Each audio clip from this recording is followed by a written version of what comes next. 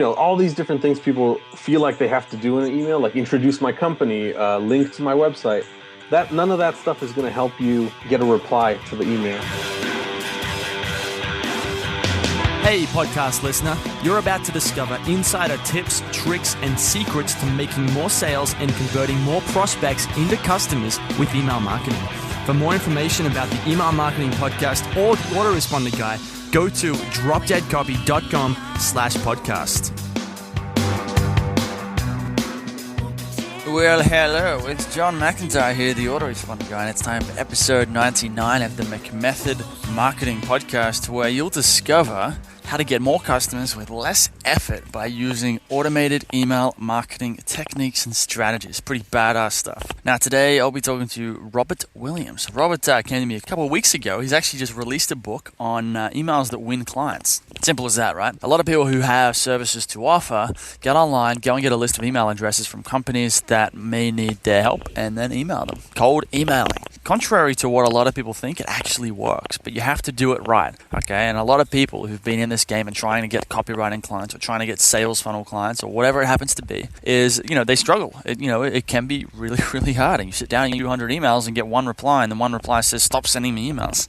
It happens. And so I thought I'd get Robert on the show to kind of talk about, well, what's your strategy? What are the mistakes that people are making when it comes to cold emails, and what can they do to rectify those mistakes and start increasing their close rate when it comes to those cold emails? So if you're looking for more clients, or you're using cold emailing your strategy, whether it's to get guests for your own podcasts, or to find business deals, or to go on LinkedIn, this is going to be a podcast that's really, really useful to you. To get the show notes for this episode of the Email Marketing Podcast, go to themcmethod.com/99. We're 1 week away from the 100th celebratory episode, and they got something cool coming up next week. Anyway, now, first thing is just a reminder that if you'd like to work personally with me to help, if you'd like my personal one-on-one attention to help create your email autoresponder campaign, create a whole sales funnel for you, and or just depending on whatever you need, I can certainly do that. The next step, send me an email, john@themcmethod.com. Tell me what you're looking for and what you need, and we'll get on Skype the next few days or next week to discuss your project, and we'll have some fun with it. We'll get you some customers. Now, this week's McMaster's Inside of the Week is a pretty boring one, to be honest. Accountability. And this is huge. It's something that takes a long time to understand, but if you don't have someone that's giving you accountable with your goals, with your vision, you're just not going to follow through. Okay, it's as simple as that. So you need to find some accountability, whether it's with a friend, a mentor, a business partner. You need to get it sorted. And this is why one of the things inside McMaster's, inside the forum, is an accountability section where every week you post an update on what you're going to do in your business this week, what goals you're going to accomplish, and why it's important to you. And we'll all follow up and keep you accountable to make sure that you're following through with your tasks. So keeping you accountable. It's the secret to success. Now, I've got one review today. It's 5 stars, and it's 5 stars with email marketing. This one's from Hugo S. Marino from the United States. Love the podcast, mate. The information is jam-packed with knowledge you'd only get if you actually hired some of these guys. Keep up the good work. P.S. Cool radio voice. P.P.S. You owe me a beer. And that's fair enough. That is fair enough. Hugo, thanks for the review, mate. And you're absolutely right. When it comes to the podcast, what the great thing is I can email someone like John Carlton or one of these big dogs, one of these gurus, and be like, hey, can we get on the phone and just have a chat about my business, and I can ask you questions? They're going to be like, no way. Here's my PayPal buy now link for $10,000. Meanwhile, if I go to them and say, hey, I've got a podcast, do you want to do an interview, and I'll ask you questions about my business, and we'll create a whole episode about it, they go, yeah, sure. So that's one of the great things about podcasting. Free coaching is one way to look at it. And you get the benefit of that by listening to this podcast. So that's that. Thanks again, Hugo, for the review. Now let's get into this interview on cold emails with Mr. Robert Williams. It's John McIntyre here, the Autoresponder Guy. I'm here with Robert Williams. Now, Robert has some really interesting stuff going on. I think he's going to make a great podcast, a great interview. He's just launched a new book called Emails That Win You Clients. So what I like about that is very simple, very straightforward, and I think it's very applicable to a lot of listeners to this podcast. Even me, I'm really looking forward to this conversation because because I do a fair bit of client work myself with creating, autoresponders and sales pages and sales funnels and split testing and all that kind of stuff. So this is going to be, basically Robert's going to share a strategy or a few different strategies, a way to kind of use cold emails to get clients basically, not just, tiny little measly clients that don't pay you much, but big deals, proper deals that can build you a very, very decent income. So things like, what should you say first? What if you sound spammy? How do you frame yourself? How do you get the right tone for the email? We're going to talk about all that stuff today, and you'll also get a chance to buy Robert's book, and that's at emails@win.com. He's also got a great service called Let's Workshop, and as far as I understand, he basically sends you freelance leads that you can email today and make your money. So instead of you going and get the leads, he gets the leads for you and then just gives them to you, and you can email them yourself, which is a pretty cool service. We'll probably talk about that too. So, Robert, how you doing, man? I'm doing good, man. Thanks for having me. Good to have you on the show, man. So, I did like a fairly quick intro there based on what we chatted about before I hit record. Can you give the listener a bit more of a background on who you are, what you do, and what this whole cold email strategy is all about? Sure. So, I think probably like a lot of listeners, I went to an art school, and once I graduated, I kind of came out dreaming of like an agency job, or maybe like a startup job. And I was prepared to do that. I had a nice portfolio, and I emailed, a bunch of different agencies. I ended up working at one and realized that it was not my, the ideal dream job that I had been dreaming of. Why is that? What's wrong with working a job? Well, for me, it was not controlling my future, not controlling how much money I was making, or even the work that I was working on. It was somebody telling me what to do and stuff. Yeah. And so that's when I started looking at freelancing a little bit more seriously. And so what I ended up doing was going out on my own and looking for freelance clients online, kind of building a consultancy based off of basically no clients, and looking for them online. And I ended up doing that for a year and a half. And so starting it kind of from scratch like that was a kind of a unique experience for me. A lot of times you hear on the internet like freelancing is all about feast or famine, and you go from one extreme to the other of like having tons of clients and having zero the next day. And a lot of the meme out there on the internet is like the only real way to get work is through referrals, which like, I'm not gonna lie, referrals are huge, and it's great if you can get them, but I just knew that there was like other ways to get freelance work. You can't just start out getting referrals all the time. So this is cool. Because it's so true. This is when people start. It's just like, well, I don't have any clients, so I don't have any case studies, so I can't get any. Like, what do I show people? So I can't get referrals, and it's kind of like, well, I don't know where to start. Exactly. And so what I ended up doing was like looking for leads online, looking for different opportunities I could kind of cold contact. And what ended up working for me was a few different things I noticed was. And we can get into all of it like a little bit later. But what basically came from that was I noticed like I can get clients on my own. I don't need referrals. I don't have to at least only rely on referrals. And I don't have to just be sitting and waiting for work to come to me. And once I realized that, it was just about taking the time to kind of find the opportunities, cull through all of them, and kind of realize which ones were going to pan out and be successful clients of mine. And once I did that, I realized it was taking a lot of my time. I wished I could kind of hire another web designer to do it for me, because I had tried like a VA. I had tried getting my girlfriend to do them for me, and they were just like kind of lost in it because they weren't web designers themselves, and so they couldn't really identify the clients. So that's why I started Workshop. I was noticing it was taking me a really long time to do it, and I wished I could hire like a web designer or like another freelancer to do it for me, because at the time I was trying to like get my girlfriend to do it or get my VA to do it, and they just didn't really understand what a good client looked like. And that's when I had the idea for Workshop, which was me basically taking this over for freelancers and looking all over the internet for the best opportunities and sending out the 10 best ones every day. And so that way the freelancer can only focus on contacting them and winning the work, building, the relationship with the client, which is what freelancers really want to focus on anyway. And so that kind of brings me to the point of the book, which is Emails That Win You Clients. in the past year and a half, I've been working with all these hundreds of freelancers that get the leads I send them. And I've been able to kind of extract the patterns of like what the people who struggle and the people who land client after client in the service. And what I've noticed is like the people who don't succeed with workshop, the people who struggle, the people who keep having kind of the famine, feast or famine cycle, they all do the exact same, almost word for word tactics in their emails. And so I started working with them. I worked with, over 50 different freelancers and sent out hundreds and maybe thousands of emails by now to all these different clients. And what I ended up noticing was like I was just basically repeating the same things over and over to all of these freelancers. And that's when I decided to kind of put it all in one place in a book that it could be referred to, and I could send that out instead, just because I was getting kind of tired of repeating it. Yeah. And so that's where it came from. And I think, I don't know, do you want to get into like what the book is about, like the specific tactics and everything? Well, give me a rundown. Like, talk to me about, like, we're talking about like designers and developers, but as a copywriter, I know that these kind of strategies, like it's about who you're trying to talk to. So whether you're trying to sell design stuff or develop stuff or copywriting, it's all going to work. Yeah, I see it. This will probably all resonate more with your with copywriters, because copywriters kind of understand some of the fundamentals. And so like a basic rundown would be, I kept seeing the same mistakes happening, which was emails were extremely long.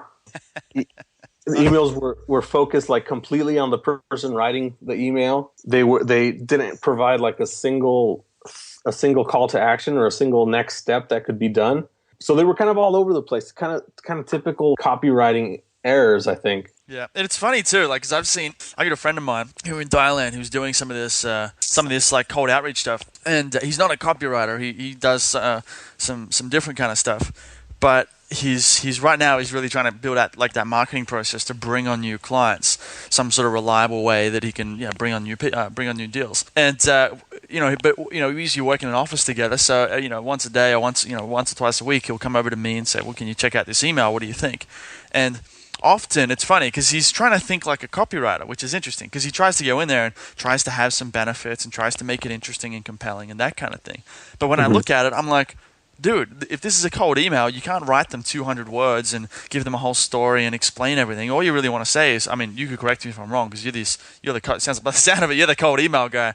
But I think it's like you say, like, it should be like 2 or 3 sentences, like just checking in. Here's, do you have this problem? If so, let me know and let's have a chat. And, whereas I see people, the mistakes I've seen is when they go into that, here's what I do, here's all about this, here's all the reasons why you should probably contact me.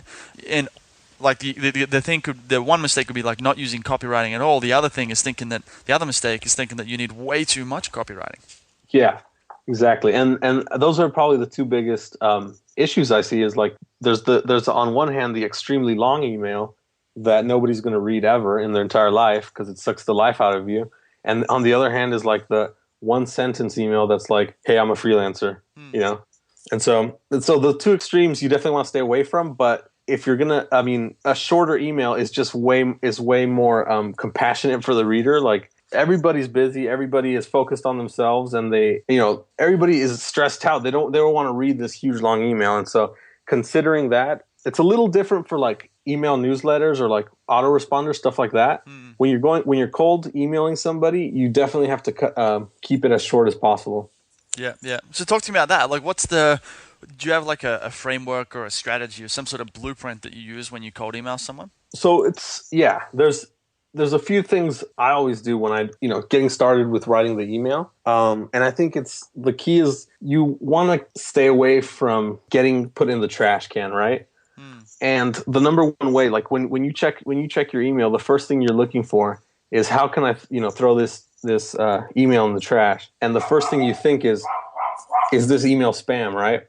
And that's something that I noticed a lot too. In the book, I go into like, I don't think freelancers should use scripts, or at least they shouldn't rely on scripts too much, because a freelancer only needs a handful of clients. They don't need thousands and thousands of clients or customers. So focusing in on like a one-to-one basis, like the way you write your email, it should be, in order to not be spam. Like, the definition of spam is like an email you can send out to thousands of people, right? And so if you write the email in a way that you're focusing on the person that you're writing to as opposed to yourself, that tells the person opening up your email, like, this person took the time to like understand who I am. First of all, he knows my first name. It's obvious it's not spam at that point. And so I think that's the first thing you have to do is like make sure there's no way that this email can be misconstrued as like spam. And it's authentic, and because everybody's inbox is full of spam. That's the number one, I think, thing that the freelancers don't do either. Freelancers kind of focus on themselves. They send an email out that could literally be sent to anybody because it's all focused on themselves. Like, I went to college. I had this job. I have these clients. This is my website. This is my work. I do this. And so that's the number one thing. Okay. And so how do they do that though? Like, it's one thing to kind of to understand that idea. Yeah. How do you actually do it? How do you actually connect with someone and come across as a real person? What, down to I know you can't script this because here's an example, right? Like, I'll give you an example of some emails that I've been sending out to people, and you can tell me if this is. Let me see. I'll bring them up right now. They're from. So what I did, I got a list of people who used certain softwares online, email marketing software like Infusionsoft and Ontraport and that kind of thing. I got their first name. I had the software platform that they're using. I had their website, the company name. So what I did with it is, I'm bringing the email up now. I emailed someone. So I basically said, "Hey, name." So hey, Robert. I just saw that you're using it, Infusionsoft on your website, emails.win.com. I'm just wondering if you're happy with it. Are you getting it? You're paying a lot, fair amount for it. Are you happy with the results you're getting with it? Let me know, John. Right. That was more or less the email. It was kind of like trying to be personal, but be quick and to the point as well. Yeah, and that email is focused on me, the reader. It's not focused on you or anything about what you're doing or anything in terms of that way, right? So that's great, and that's I think. Have you seen success with that email? Have you sent it out? I have actually. Well, I mean, one guy replied, and he's just like, "Man, that was an amazing cold email." So yeah, it's working. Well, yeah. I mean, the other thing too is you're providing like a very clear question there. A lot of times people they get down to the bottom of their email after they write this 4, 5, 6 paragraph email, and they don't know how to close it because at that point it's like this huge brain dump of an email, and so like they don't know what one thing they can say. They don't know how this kind of all ties together. And so what they end up doing is they end up leaving it to the person they're emailing. So what they'll say is they might even literally say like, "Hey, let me know if there's a fit here. Like, let me know if this all makes sense, or let me know if you think I can help you." And at that point, it's like, if you don't know you can help somebody, there's no reason you should be emailing them. The only reason you should be emailing them is if you know you can help them. As somebody who gets email, like, that's the only reason why I want to get an email from somebody. Or if they're going to be pitching me something, Yeah, and this is the thing. I mean, people think that pitching is bad, and but untargeted pitching, where you don't actually know much about who you're trying to pitch, is bad. It's just not going to work. But if you go in there and you're like we're all business people, so we all have problems. And, everyone in the marketplace has problems that they need to solve.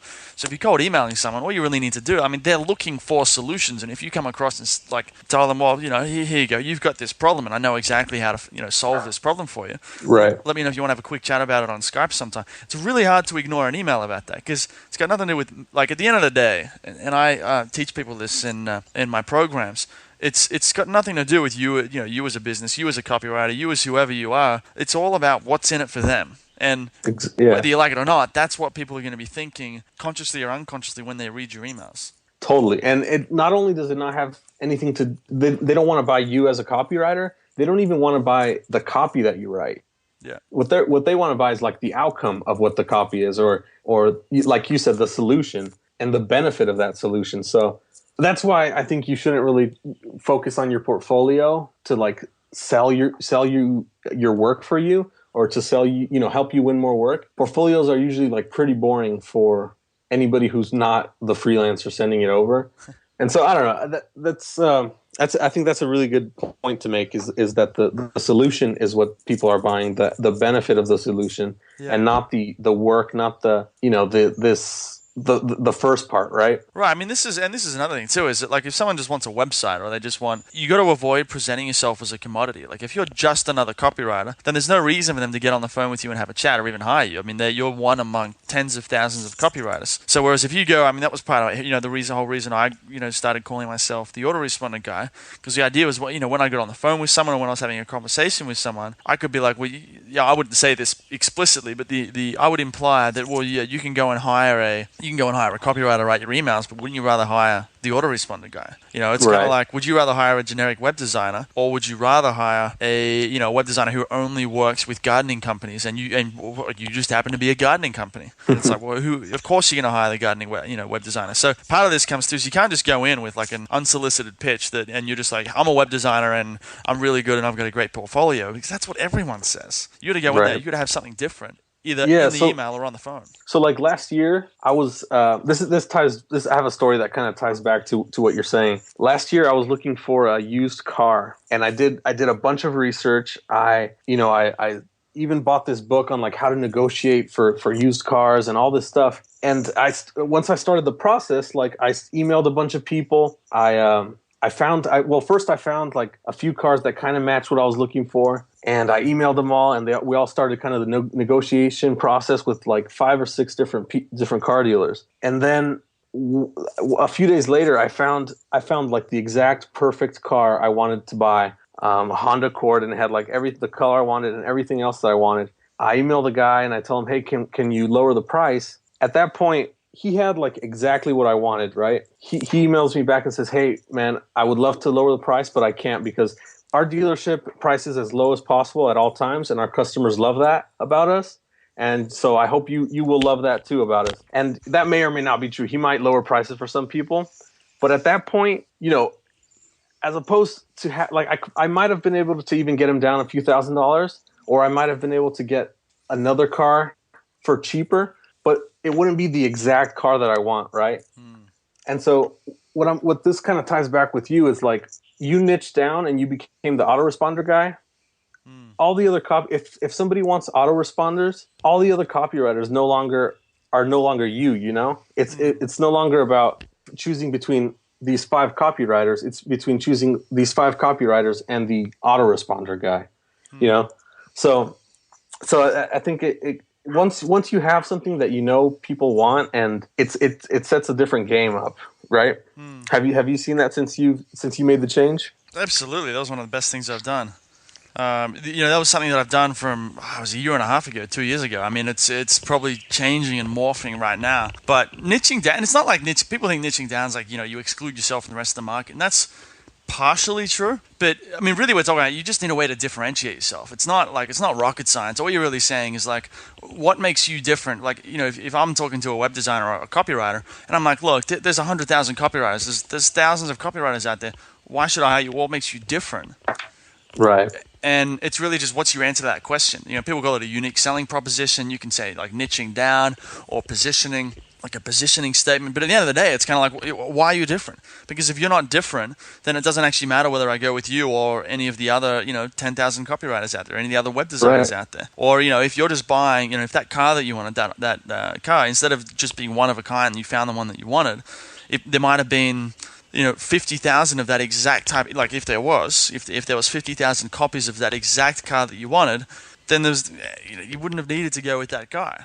Yeah, exactly. But because there was only this one, and it was, it only came up and it had everything I wanted, and I couldn't find it anywhere else. Price at that point becomes less important.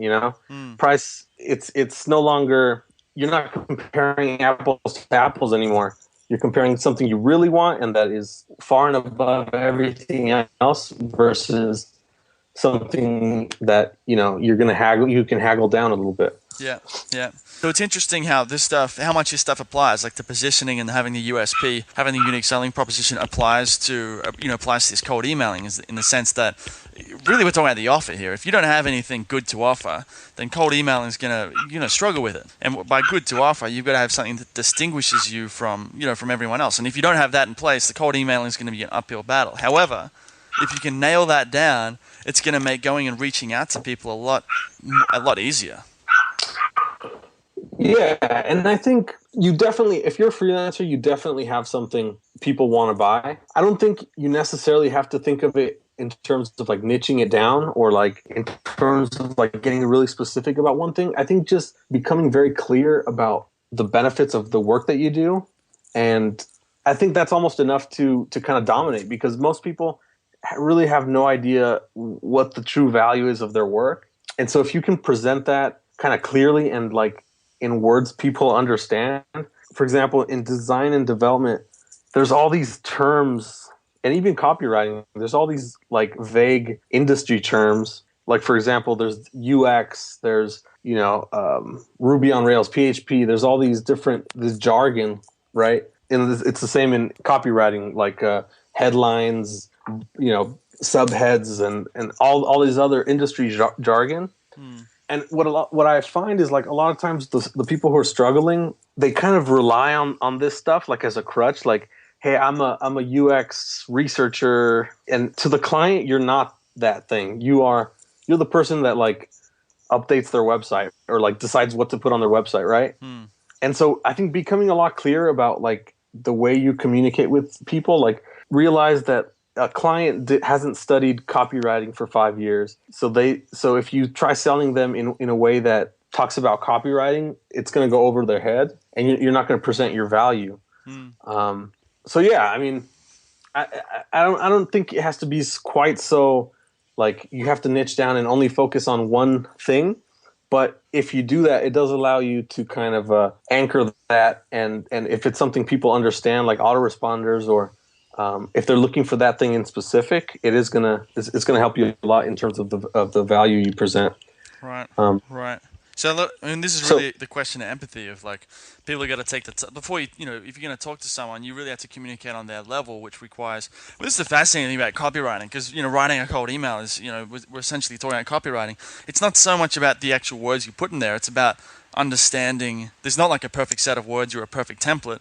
A lot of it's just about understanding, having empathy for who you're trying to talk to, and really understanding them and the language they're going to use and what their needs, wants, dreams, and desires are. Yeah, exactly. That's kind of the key to unlocking like any type of customer, right? Is understanding them. And what I always say, anything that you come up with is not going to be as good at selling to a customer than as what something that they came up with. So if you're contacting somebody like with a job posting they literally wrote what they want and what they're looking for in the job post. So looking and pulling phrases from a job post is almost always going to resonate with the people you're emailing 10 times more, because they wrote those words and said, I want this. This is, or extracting from their words what they're looking for.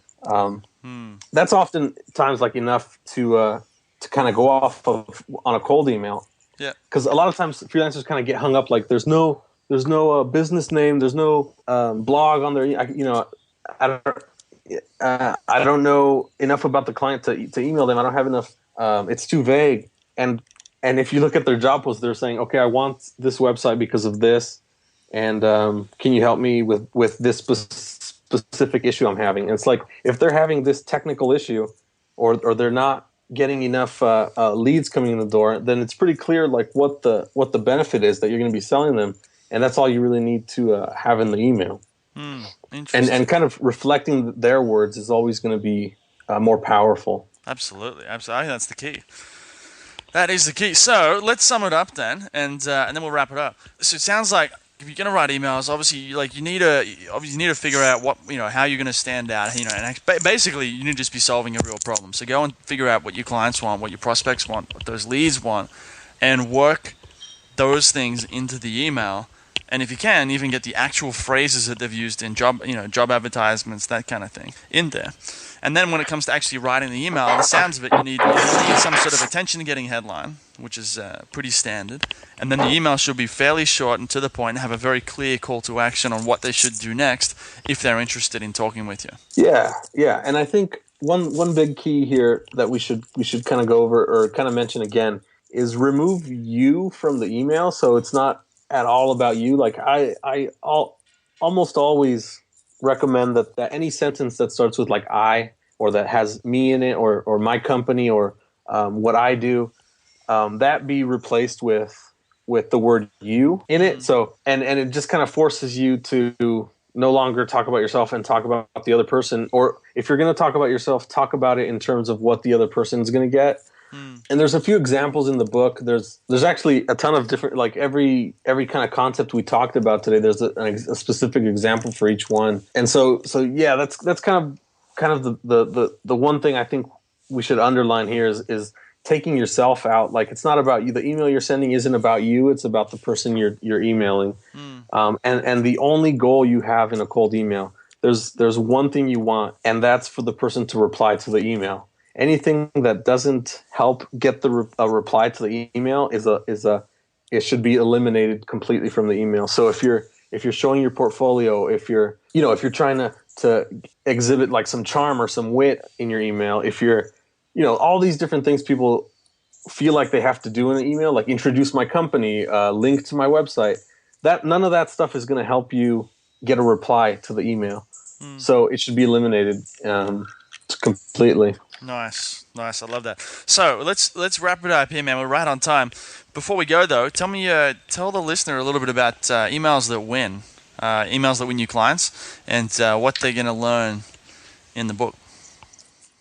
So it's basically what we talked about today, but it's kind of like in chronological order. So it's like how to start writing an email, how to write your first few words down, how to write the subject is at the beginning, and then how to close an email is at the end.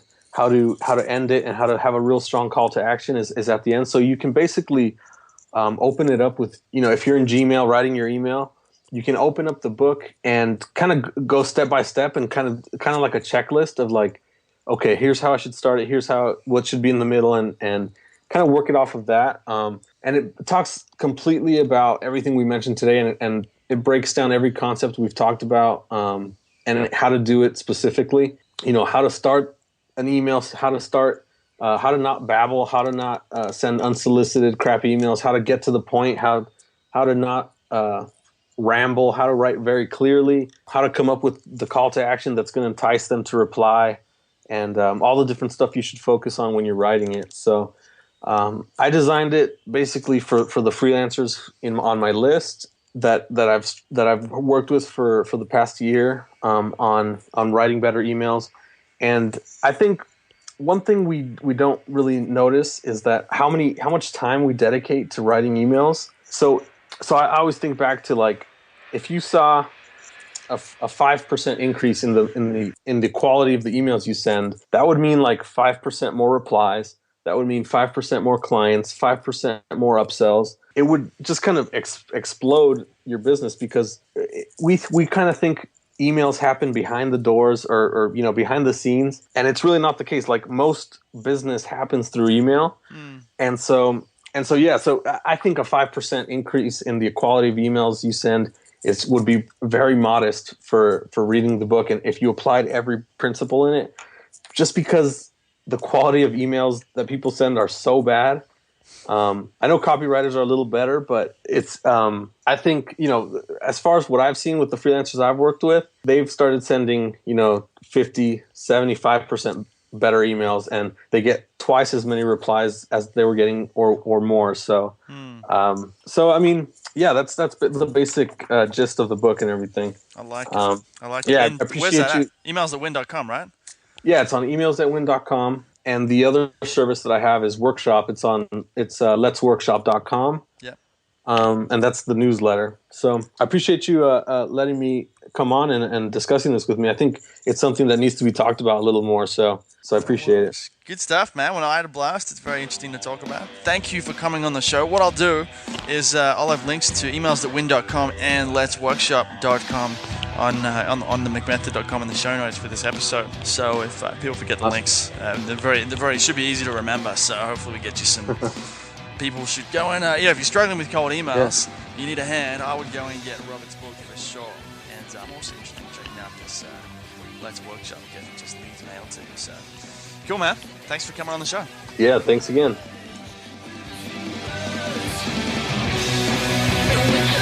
Hey everybody, thanks for listening. If you want to discover more insider tips, tricks, and secrets about driving sales with email marketing, sign up for daily email tips from the Autoresponder Guy. Go to dropdeadcopy.com/podcast, sign up, confirm your email address, and I'll send you daily emails on how to improve your email marketing and make more sales via email.